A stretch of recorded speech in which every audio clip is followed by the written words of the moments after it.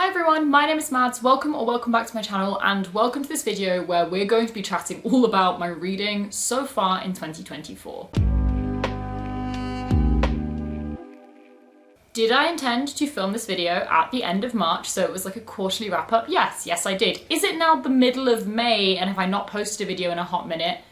That may also be true, but that's fine. We're here now.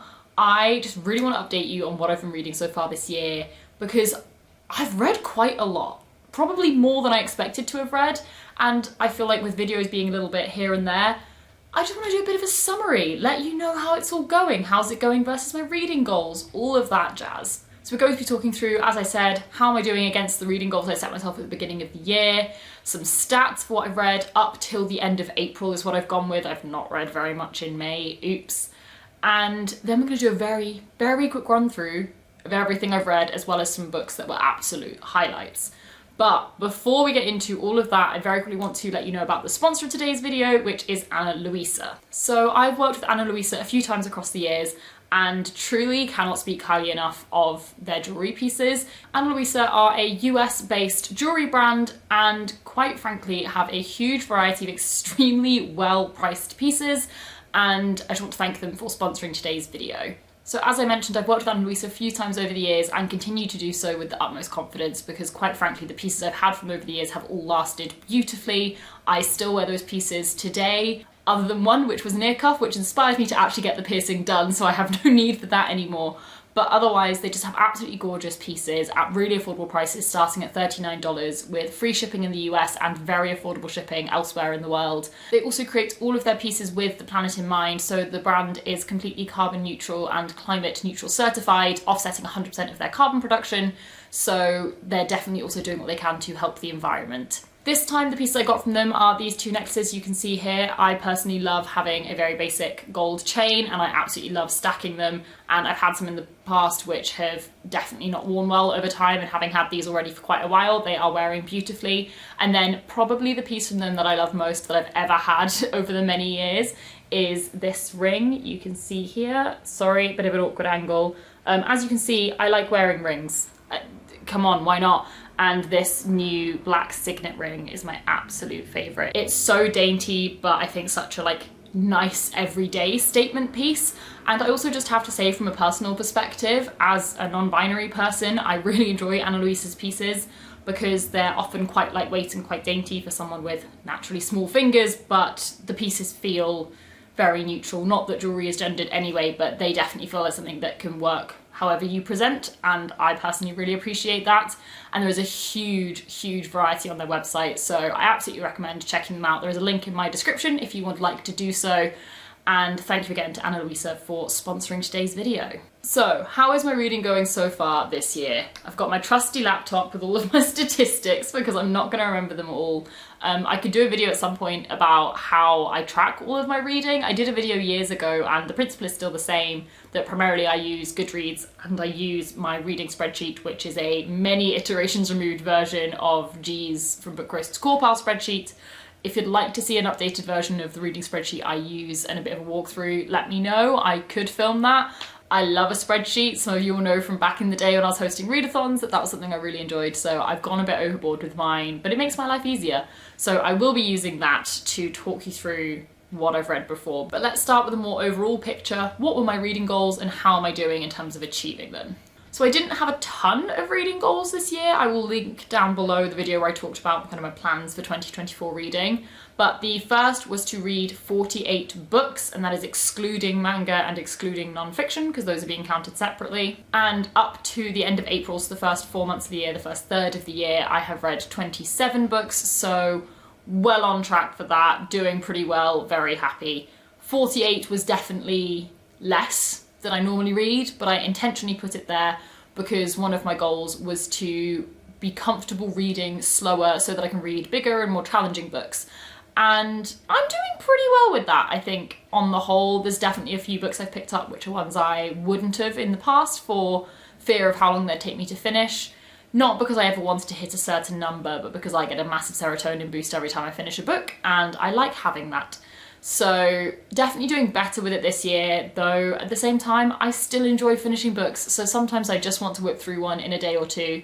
but I do feel like I'm taking the time when I need it to spend a week or 2 weeks reading a more challenging book. In terms of manga, my goal was to read 12 manga this year, with a view to reading one a month. And then we went on a little bit of a manga spree in February, particularly. And yeah, I've read 17 manga in the first 4 months of the year, so we are way ahead on that and will continue to be so. I've really fallen in love with the genre again, but I am tracking almost all of my statistics split between manga and books this year, just because in my head they count quite differently. Neither is lesser, but I read a manga page a lot quicker than I would read a book page, and so I just enjoy having them split out. Also because of how I rate books. I don't really rate each volume of manga, I just kind of know if I love a series, so also wanted to be able to split that out. Another goal was to read 6 non-fiction this year, which is one every 2 months, and we're a little bit behind on that. I have read 1 non-fiction. I should have read 2 by now. I'm partway through 1 at the moment, but that doesn't quite count. But I have quite a lot I'm really interested in. I just deprioritized it, which is completely fine. I just need to get back on with it now.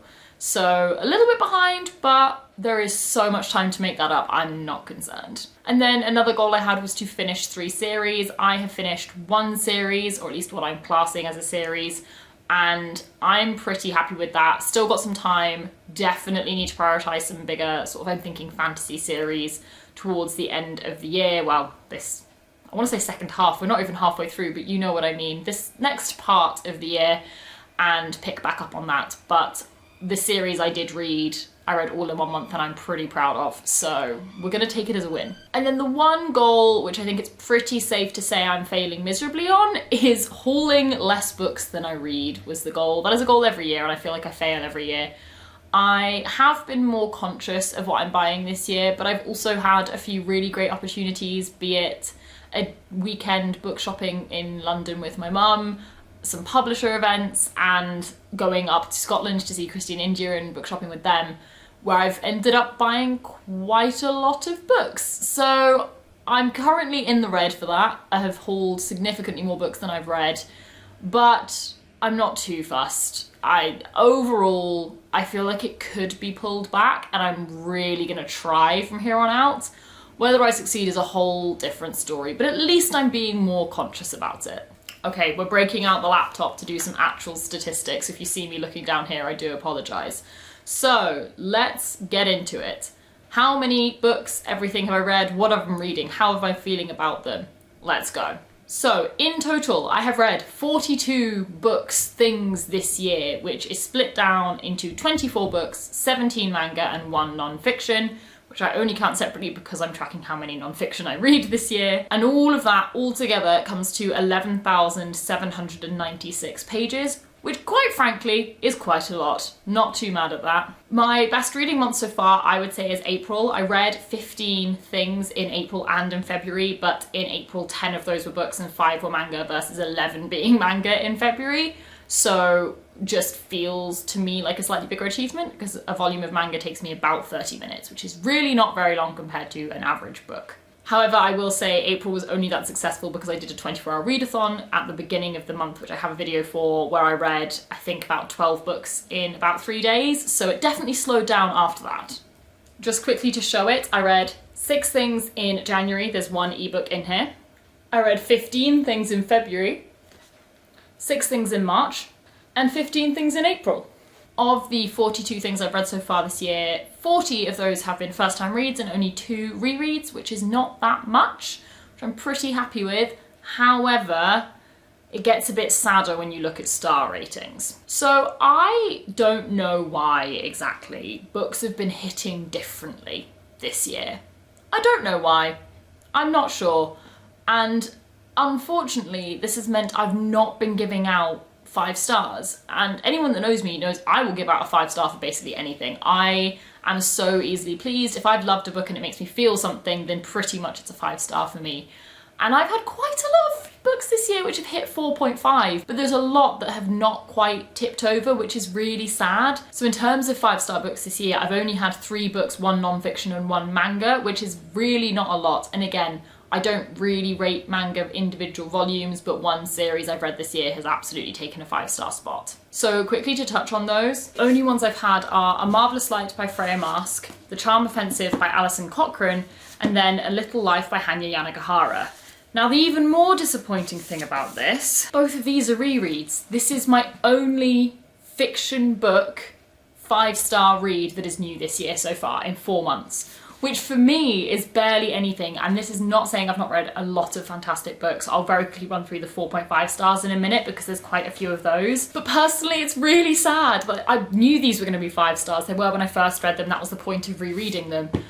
So it's really sad that I've only had one, but it was a belter, so can only complain so much. I then had a 5-star non-fiction in The Transgender Issue by Sean Fay, which is a phenomenal book about transgender issues in the UK. Cannot recommend it highly enough. It's a couple years out of date now, but still very accurate, and if we're being honest, the long and short of it is things have got worse since then, so it gives you a pretty good picture. And then the other 5-star thing I have is the Ten Dance manga series, of which I read the first 7 volumes, but one of them's buried down there. A phenomenal queer manga series about ballroom dancing, which I'm enjoying greatly. But then for 4.5 stars, there are quite a few. We have Mislaid in Parts Half Known by Shauna Maguire, which is book 9 in the Wayward Children series. We have How to Leave the House by Nathan Newman, a phenomenal debut.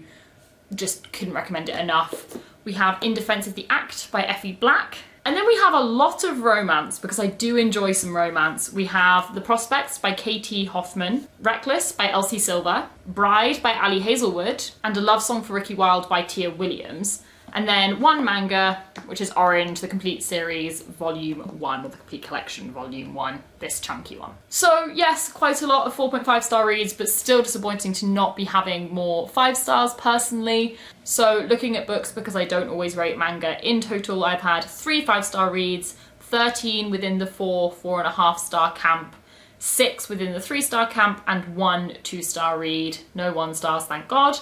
And that's a lot worse for me. Normally my 4 stars are my biggest section, with 5s and 3s being roughly equal. So having twice as many 3 stars as 5 stars and 2 of those being rereads is quite disappointing for me.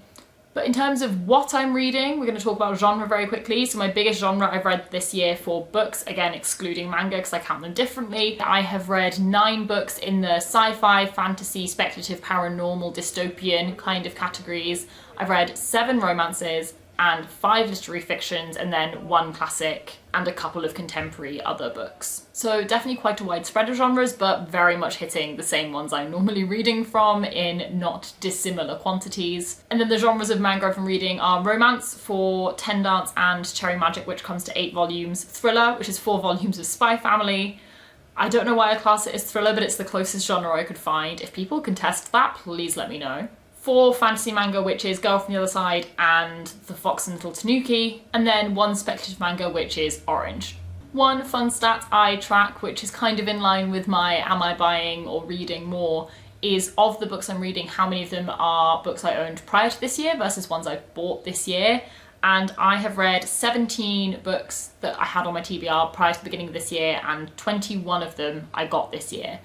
I can't decide if that's good or bad. In some ways it's good because I'm hauling a lot of books, so great that I'm making some progress in getting to some of them. But at the same time, I own a hell of a lot of books and I really need to be reading more from previously. I think the overall, as we know, is I'm hauling too many books, but I like buying books and everything I bring into my home is exciting and a book I love, so I'm not really mad about it. Another stat I track, unsurprisingly it's me, is are the books I'm reading queer? And I use the same classification that G uses in CAWPILE, so is it a main character, is it just present, or is it not there at all in terms of queer representation?